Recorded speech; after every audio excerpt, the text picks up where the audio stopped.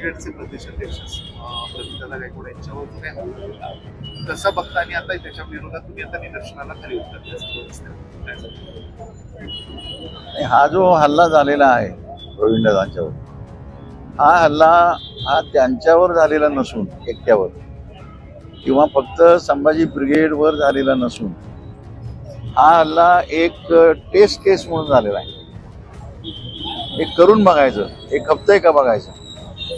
आणि हे हल्ले हे सगळ्याच ज्या संघटना पुढे शाहू आंबेडकरवादी, छत्रपती शिवाजी महाराज, शाहू महाराज यांना मानणाऱ्या आहेत, अशा सर्व संघटनांच्या बाबतीमध्ये या तऱ्हेने मग करायला मोहीम काढायची असा त्याचा हेतू दिसतो. आणि मग याचं जे मोहीम निघाली तर चळवळी फोडून काढता येतील, घबराट पसरवता येईल. आणि ह्या घबराटीमुळे न्याय मागण्यासाठी संघटित झालेल्या चळवळी सुद्धा कमकुवत होतील. आणि नाहीतरी आता ते म्हणतातच कुठं आहे तुमची चळवळ, अशा तऱ्हेची परिस्थिती आहे. आणि म्हणून हा हल्ला झालेला आहे. अर्थातच त्यांच्या आता स्वतःच्या संघटनेचं नावाच्या मुलाच्या त्याच्यामध्येच एकेरी उल्लेख आहे. ते या प्रेमाने एकेरीच बोलवतो आपण. या तऱ्हेनं जर आपण पाहिलं तर त्यांना असं विचारायला पाहिजे की राम राम राम राम म्हणतो तर रामराव रामराव का रामचंद्र प्रभू रामचंद्र असं काय म्हणत नाहीत ना. मग त्याला तुम्ही काय करणार आहे? एक सगळा न्याय लावायचा ते सुद्धा बरोबर आहे म्हणतो आम्ही. त्यांना सुद्धा तसंच म्हणायला पाहिजे. त्यांनी हे शिव शिव शिव शिव शंकराला सुद्धा म्हणतात. हे भारतीय संस्कृतीचा भाग आहे. देवाला विठू माऊली म्हणतात किंवा असं पण म्हणलेलं आहे का रे विट्या असं झालेलं आहे, आणखीन मला याच्यामध्ये टाकलेलं आहे असं जनाबाईनं म्हटलेलं आहे विठ्ठलाला. किंवा या पद्धतीनं एक सांस्कृतिक जी काही दाटणी आहे मराठीची, यामध्ये जवळच्या माणसाला हे अरेतुरेच बोलवलं जातं, आईला अरेतुरे बोलवलं जातं. ही आई सगळ्यात जवळची आहे. आणि पूर्वी वडिलांना सुद्धा अरेतुरेच बोललं जात होतं. बहुजन समाजात तरी नक्कीच बोललं जातं. आणि बहुजन दलित जे काही आपण एकूण समाज आहे ब्राह्मणेतर समाजामध्ये, आणि अशा या पार्श्वभूमीवर तुम्ही हा इश्यू करता तर याच्या बाबतीमध्ये कडक कारवाई. हेच जर कोणी दुसऱ्याने केलं असतं, दुसऱ्या जातीतल्या माणसाने केलं असतं तर काय झालं असतं त्यांच्यातल्या कोणाच्या विषयी, तर त्याला आत्ता जेलमध्ये टाकून दिला गेला असतं. त्याला आधीच काहीतरी नुसते केस करा मग केस चालवा असं काय केलं नसतं. त्या जागेवरच त्याला बैडा घातले असतात. म्हणजे हा जो फरक आहे हा फरक सुद्धा हा लक्षात घेतला पाहिजे. आणि मग प्रश्न येतो की हे फक्त हे नाही तर हे सरकारचं धोरण आहे असा त्याचा अर्थ होतो. आणि मग इथली संस्कृती बदलायची आहे. इथली पाठ्यपुस्तकं बदलण्यासाठी आज कमिटी बसवलेली आहे. इथला इतिहास बदलण्यासाठी कमिटी बसवलेली आहे. शिवाजी महाराजांचा इतिहास असेल, शाहू महाराजांचा इतिहास असेल, हे सगळे इतिहास जे आहे आजपर्यंत, सिंधू संस्कृतीचा इतिहास असेल, इथपर्यंत गेलेला आहे. सम्राट अशोकांचा इतिहास असेल, त्यांना त्यांच्या नातवाला ठार मारणाऱ्या त्या ब्राह्मण जो सेनापती होता पुष्यमित्र शुंग, त्याचा इतिहास असेल. हे जे जे हिंसक होते, जे बहुजन दलित समाजाला किंवा बहुसंख्य शांततामय राहणाऱ्या समाजाला कत्तली करणारे होते, त्यांना पुढे आणायचं.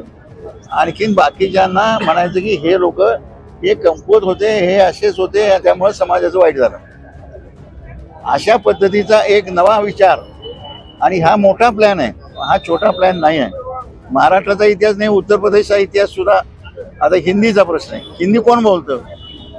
हिंदी उत्तर प्रदेशात, मध्य प्रदेशात हिंदी बिंदी कोण बोलत नाही. ऑफिसमध्ये वगैरे हिंदी बोलतात. कोण भोजपुरी बोलतो, कोण अवधी बोलतो, कोण अशा तऱ्हेने वेगवेगळ्या भाषा त्यांच्यामध्ये बोलल्या जातात. छत्तीसगढी बोलतो. आपल्या इकडच्या लोकांचे आणि तेही समजून करून देतात की तिकडे सगळं हिंदी चाललेलं आहे. आणि हे आता आम्हाला सांगायला लागले की हिंदी ही कुठून आली?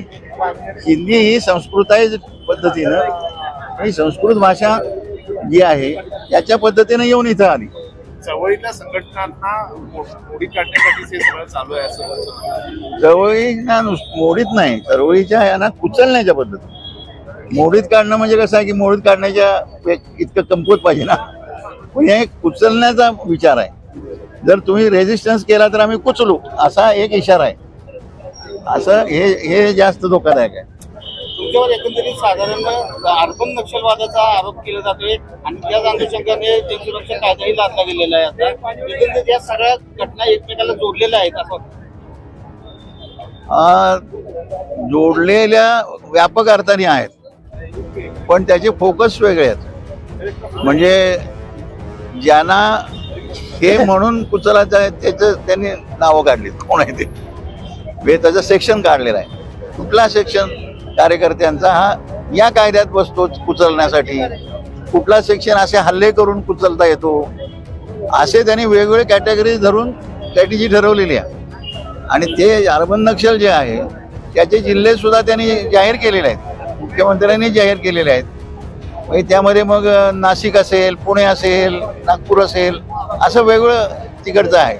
पश्चिम महाराष्ट्राचा दक्षिण महाराष्ट्रातला एकही जिल्हा त्यामध्ये नाही, असं पण आहे. म्हणजे हे कसं कसं हळूहळू सुरुवात करायची, मग पुढं कसं जायचं हे त्या नामावर त्या क्षेत्रामध्ये काम करणारे लोक, हे जे सामाजिक क्षेत्रामध्ये काम करणारे लोक आहेत त्यांना मग आत्ताचा हा उपाय काढलेला आहे.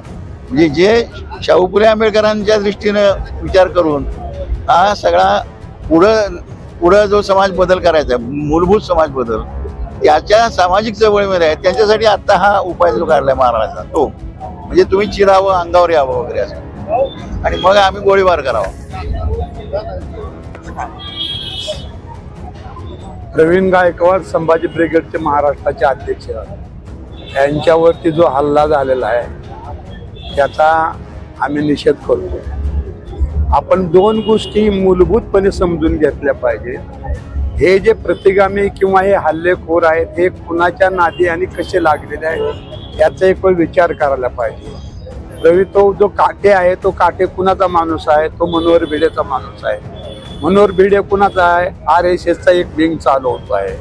आणि हे चालवत असताना काय मानतात ते दोन गोष्टी वापरतात, हिंदू, दुसरी गोष्ट अशा प्रकारचे भावनिक संभाजी वगैरे.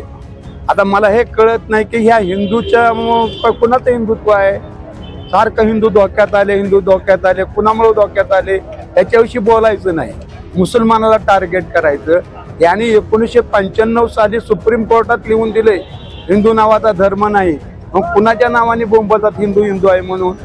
RSS वाल्यांना आम्ही विचारतो कुणाच्या नावाने तुम्ही बोंबलताय, आणि हिंदूचा धोका असण्याचं कारण तुम्ही 2.5 वर्ष आम्हाला शिकूच दिलं नाही, याचा विचार करायला पाहिजे आम्ही. आणि आम्ही आता कुठं उभा राहिलो ना आमच्या समाजाला सांगायला लागलो की तुमच्या पोटात दुखतंय, किती पैसे देत होता तो काटे त्या मनोहर भिडेला, त्याचे व्हिडिओ आलेले आहेत. म्हणजे आमची बहुजन समाजाची पोरं कुठंतरी दौडच्या नावाने, डोंगरावर पळायच्या नावाने, हिंदुत्वाच्या नावाने बिघडवायची आणि त्याच पोरांना वापरून आमच्यावरतीच हल्ले करायला लावायचे. हे खऱ्या अर्थाने निषेधार्थ आहे. म्हणजे आम्हाला असं वाटतं की याचं उत्तर आम्ही त्यांच्याप्रमाणेच द्यायला पाहिजे काय, असाही प्रश्न आमच्या निर्माण होतो. लोकशाही पद्धतीने आम्ही उत्तर द्यायला बसलो आहोत, पण गरज भासते तर ते पण करावं लागेल. या महाराष्ट्रामध्ये त्या भिड्याने सातारा, सांगली, कोल्हापूर जिल्ह्यात जो धुमाकूळ घातलेला आहे त्याचा कवा तरी आम्ही विचार करू. आमचं म्हणणं काय, हिंदूचा संबंधच नाही RSSचा. वैदिक संघ, सनातन हे कोण आहेत, तुम्ही लिहून कशासाठी दिलंय तर सुप्रीम कोर्टात हिंदू नाही, हिंदू नावाचा धर्म नाही. याचा अर्थ आमच्या बोकाने तुमचा सनातन वैदिक धर्म बसवायचा आहे. तो देवेंद्र फडणवीस महाराष्ट्र कुस्तीगट परिषदेच्या तिथं म्हणाला सनातन धर्माचा विजय असो, मग हिंदू धर्म कुठे गेला. असे अनेक प्रश्न निर्माण होतात. ही जी लढाई आहे ही लढाई सांस्कृतिक लढाई आहे, आणि सांस्कृतिक लढाई ते भावनिक करतायत, आणि या भावनिक करून ते आमच्या लोकांची माती फिरवतात. आम्ही हे सहन करणार नाही. देवेंद्र फडणवीस जो राजकारण, RSSचं राजकारण महाराष्ट्रात करू पाहतोय ते फुले आंबेडकर चळवळीला चॅलेंज आहे, आणि ते चॅलेंज कधीतरी आम्ही निश्चितपणे स्वीकारू आणि या सगळ्यांचा कवा तरी आम्ही निर्णय घेऊ, एवढं वाटतं मला. अर्बन म्हणून जो हल्ला केलेला आहे त्या हल्ल्याचा सर्वप्रथम निषेध करतो लोकप्रतिनिधी पत्रकारितेच्या वतीनं. मित्रांनो, आज आपण सर्व पुरोगामी समविचारी पक्ष संघटना व त्यांचे प्रतिनिधी इथं जमलेलो आहोत. खरं तर आपण एक लक्षात घेतलं पाहिजे, तर गांधींच्या हत्येनंतर संघाला हे कळून चुकलंय की त्याचे परिणाम त्यांना भोगावे लागले, त्यांची नस्ल नष्ट होईपर्यंत. आता त्यांनी त्यांच्या नीतीमध्ये बदल केलेला आहे. आता जर त्यांना आपल्याला त्यांच्या वैचारिकता संपवायचं असलं तर त्यांनी एक स्ट्रॅटेजी केली. स्ट्रॅटेजी म्हणजे त्यांच्या जातीच्या व्यक्तीला त्यांच्या अंगावर सोडून संपवण्याचं कटकारस्थान संघ आणि भाजप प्रणित सर्व संघटना करत आहेत. खरं तर ब्राह्मणांचा सांस्कृतिक दहशतवाद संपवण्याचं काम गेले अनेक दशक प्रवीणदादा गायकवाडांच्या माध्यमातून महाराष्ट्रामध्ये होत आहे. आणि हे असं होत असताना जो जो पुरोगामी विचार मांडेल, जो समतावादी विचार मांडेल, त्या प्रत्येकाला टार्गेट करण्याचं काम संघाची पिलावळ सुरू होत आहे. ही दुर्दैवाची बाब आहे. असं होत असताना आज प्रवीणदादा गायकवाड यांच्यावरती भ्याड हल्ला झाला म्हणून आपण सर्वजण या ठिकाणी एकत्र आलो. पण नुसतं हल्ला झाल्यावर एकत्र न येता कायमस्वरूपी आपण सर्वांनी एकत्र आलं पाहिजे आणि या देशामधला पुरोगामी विचार, समतावादी विचार टिकवण्यासाठी तुम्हा आम्हा सर्वांनी विचाराची मोड बांधून शिवराय फुले शाहू आंबेडकर यांच्या विचाराचा प्रसार अधिक जोमाने करून सर्व खऱ्या अर्थानं गतिमान करण्याची गरज आहे. आणि दाखवून दिलं पाहिजे मनोवादी बांडगुळांना, या अर्बन मनोवाद्यांना, की आम्ही काही कमी नव्हे, आम्ही शिवरायांचे मावळे आहोत, बाबासाहेबांचे सैनिक आहोत. त्यामुळे येणाऱ्या काळामध्ये अशा प्रवृत्तींना ठेचून काढत जशाच तसं उत्तर देण्याची धमक आंबेडकरी चळवळीसहित सर्व पुरोगामी समविचारी पक्षांनी ठेवली पाहिजे. एवढ्या आशा बाळगतो. जय भीम, जय शिवराय. आज सातारच्या जिल्हाधिकारी कार्यालयासमोर अक्कलकोट येथे संभाजी ब्रिगेडचे प्रदेशाध्यक्ष आदरणीय प्रवीणदादा गायकवाड यांच्यावर जो निंद असा हल्ला झालेला आहे त्याचा निषेध करण्यासाठी जमलेलो आहोत. मी अजिबात भाषण करणार नाही. मी फक्त 2-3 मुद्दे फक्त सांगणार आहे आणि मी माझं मनोगत इथं संपवणार आहे. पहिल्यांदा विद्रोही सांस्कृतिक चळवळीच्या वतीनं या हल्ल्याचा आम्ही तीव्र निषेध करत आहोत आणि ज्या ज्या वेळी आपण या पुरोगामी शक्तीला बळ देण्यासाठी, डाव्या विचाराला बळ देण्यासाठी हाक द्याल तिथं आम्ही येण्याचं अभिवचन आपल्याला देत आहोत. आणि त्याचबरोबर सातारा येथे आपण जो निषेध व्यक्त करणार आहोत किंवा करत आहोत तो मनुवादी विरुद्ध संविधान अशा गटातला आहे. 2 छावण्या आहेत या, मनुवादी आणि संविधान. तर आपण संविधानाच्या बाजूने आहोत, भारतीय राज्यघटनेच्या बाजूने आहोत, शिवशाहू फुले आंबेडकरांच्या बाजूने आहोत, त्यांच्या विचाराचे पाईक आहोत.